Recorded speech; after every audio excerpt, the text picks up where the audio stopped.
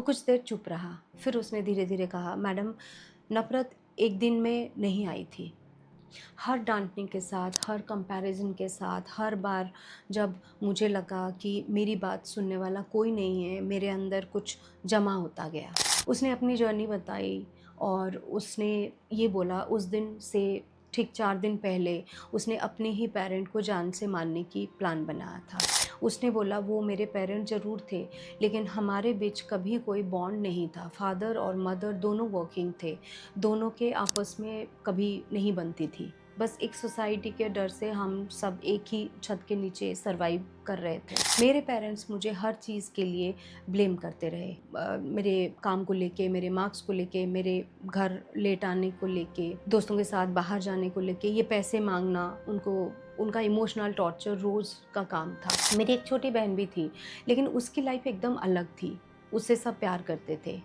एक दिन जब पापा ने मुझे बहुत बुरी तरीके से पनिश किया, मैंने डिसाइड कर लिया कि ऐसे रोज़-रोज़ के ड्रामा को हमेशा के लिए ख़त्म करना है। उस 19 साल के लड़के ने गूगल पर सर्च किया, how to kill parents without anyone knowing. उसने घर से कुछ पैसे चुराए, मार्केट गया और एक लंबी धार वाली नाइफ़ खरीदी। वो नाइफ़ अगले 2 महीनों तक उसके स्कूल के बैग के हिस्सा बन गई। वो रोज़ जाता, लेकिन उसके बैग में ये छुपा हुआ था। वो नाइफ़ उसकी लाइफ़ का एक पार्ट बन चुकी थी। और उस दिन, मर्डर वाले दिन से कुछ दिन पहले ही एक रात जब उसके मार्क्स ख़राब आए थे और घर में बहुत ज़्यादा झगड़ा हुआ, वो रात के अराउंड 12 बजे अपने पेरेंट के कमरे में गया। उसने बोला, मैं उनके बेड के पास खड़ा था, वो दोनों बहुत कामली सो रहे थे। अचानक मुझे अपनी मॉम का वो चेहरा याद आया जो कभी मुझे प्यार करती थी। मेरे ब्रेन फ्रीज हो गया और मैं वापस अपने कमरे में आकर सो गया। फिर नेक्स्ट डे वो फिर नाइफ़ लेकर गया और खिड़की से पर्दे से हल्की सी रोशनी आ रही थी। मेरे ब्रेन कह रहा था कि वापस जाओ और सो जाओ, लेकिन दिल किसी कोने से कोई विस्परिंग कर रहा था, you have to do this. पर फॉर्चुनेटली उस रात भी मैं वापस आ गया और सो गया। अगले 4-5 दिनों तक मैंने इस सब एक-एक ब्रेक लिया और मुझे लगा शायद मैं ये कभी नहीं कर पाऊँगा और करना भी नहीं चाहिए। लेकिन वो दिन अलग था। वो सो रहे थे, तभी अचानक किसी की आवाज़ सुनकर मेरी आँखें खुल गई और वो आवाज़ मेरी मॉम की नहीं थी, ना मेरे डैड की कोई कंट्रोलिंग आवाज़ थी। वो किसी अनजान शख्स की थी, बहुत ही कन्विंसिंग, काम और लविंग सा। उसने कहा, उठो, तुम्हें ये आज ही करना होगा, आज नहीं तो कभी नहीं कर पाओगे। वो एक रेपिटेटिव वॉइस थी जो मेरे दिमाग में गूंज रही थी। वो मुझे बुला रहा था और मैं नींद की हालत में उठा और अपने पेरेंट के रूम में चला गया। उसका पहला टारगेट उसके डैड थे। आवाज़ सुनकर मॉम जागी और उन्हें प्रोटेक्ट करने की कोशिश करने लगी, तो उसका नेक्स्ट टारगेट मॉम हो गई। ये इन सब चीख-पुकार के बीच में नेक्स्ट रूम में उसकी बहन, सृष्टि, छोटी बहन सो रही थी। मॉम उसे बचाने के लिए उसकी तरफ भागी, लेकिन बचा नहीं पाई। मेरा इंटेंशन मेरी बहन को मारना का नहीं था, लेकिन वो सब इतनी जल्दी में हुआ कि कुछ समझ नहीं आया। घर में सबको ख़त्म करने के बाद वो वहाँ से चला गया। सुबह को वापस आया, रूम में एंटर किया और सबको कॉल किया ये बताने के लिए कि ये सब रात को हो गया है और मैं नहीं था। लेकिन वो ज़्यादा देर मैनिपुलेट नहीं कर पाया और जल्दी ही पुलिस ने उसे पकड़ लिया और आज वो तिहाड़ जेल में है।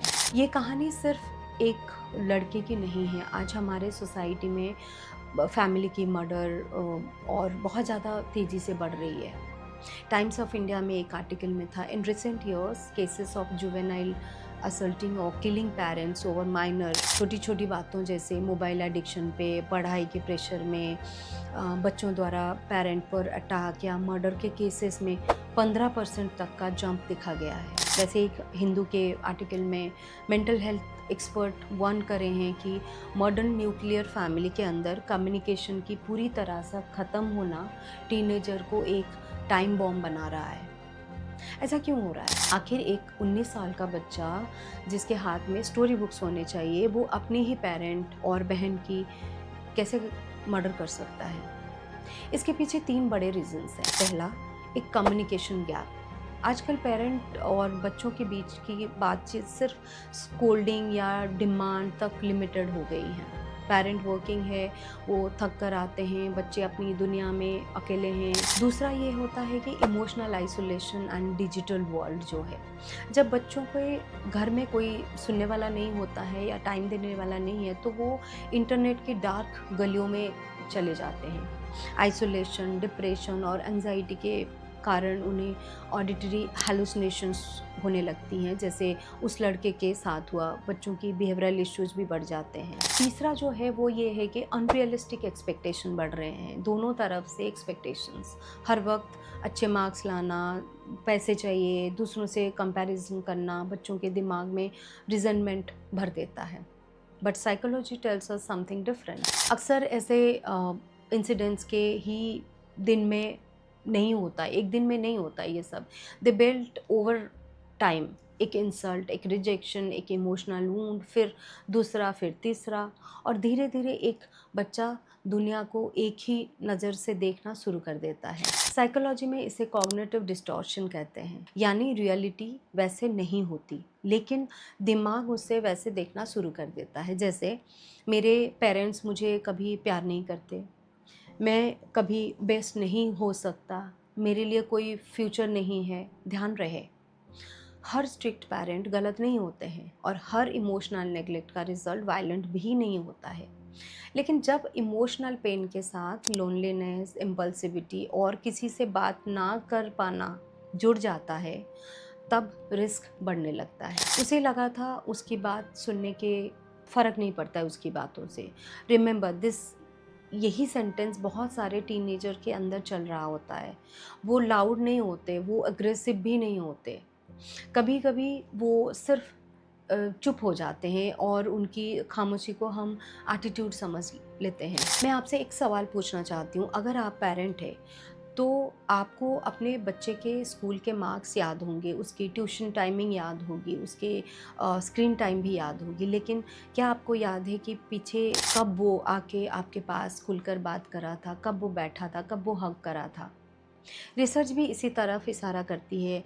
The landmark adverse childhood experiences study ने दिखाया कि बचपन में लगातार इमोशनल नेग्लेक्ट, फैमिली कन्फ्लिक्ट और अब्यूज़ का एक्सपोजर एडल्टहुड में डिप्रेशन, सब्सटेंस अब्यूज़, अग्रेशन और रिलेशनशिप डिफ़िकल्टीज़ का रिस्क बढ़ा सकता है।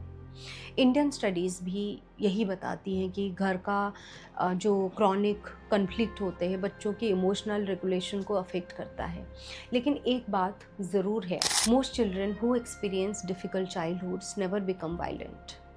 इसलिए किसी भी इंसिडेंट्स को सिर्फ एक रीज़न से एक्सप्लेन नहीं करा जा सकता है। Violence usually develops through multiple interacting factors, personality, family, environment, emotional regulation, peer influence, mental health, stress और कभी कभी अनट्रीटेड साइकेट्रिक कंडीशंस। ये एक कॉम्प्लेक्स पिक्चर होती है। ये उन हज़ारों बच्चों की कहानी है जो घर में फिजिकली प्रेजेंट होते हैं लेकिन इमोशनली इनविजिबल होते हैं। This is where everything changed. उस दिन मुझे सिर्फ एक अक्यूज नहीं दिखा, मुझे एक ऐसा यंग माइंड दिखा जो सालों से इमोशनल पेन के साथ जी रहा था। अगर उसकी ज़िंदगी में एक ट्रस्टेड टीचर होता, एक ट्रस्टेड काउंसलर होता, या एक रिलेटिव होता, या सिर्फ एक ऐसा दोस्त होता जो कहता मैं तुम्हारे बात सुन रहा हूँ, तो शायद आज ये कहानी कुछ और होती। But we will never know. और शायद इसीलिए मेंटल हेल्थ की बात करना सिर्फ अवेयरनेस नहीं है, एक रिस्पॉन्सिबिलिटी है। एक वक्त था जब इंडियन फैमिलीज़ को दुनिया के एग्जाम्पल के रूप में देखी जाती थी। जॉइंट फैमिलीज़, फेस्टिवल, एक दूसरे के लिए सैक्रिफाइस करना, और घर का मतलब होता था सेफ्टी। लेकिन आज रोज़ किसी ना किसी न्यूज़पेपर में एक हेडलाइन ज़रूर होती है, son kills parents, husband murder wife, brother kills brother. Believe me, as a psychologist मैं जब ये हेडलाइंस पढ़ती हूँ मुझे मैं सिर्फ एक क्राइम नहीं देखती।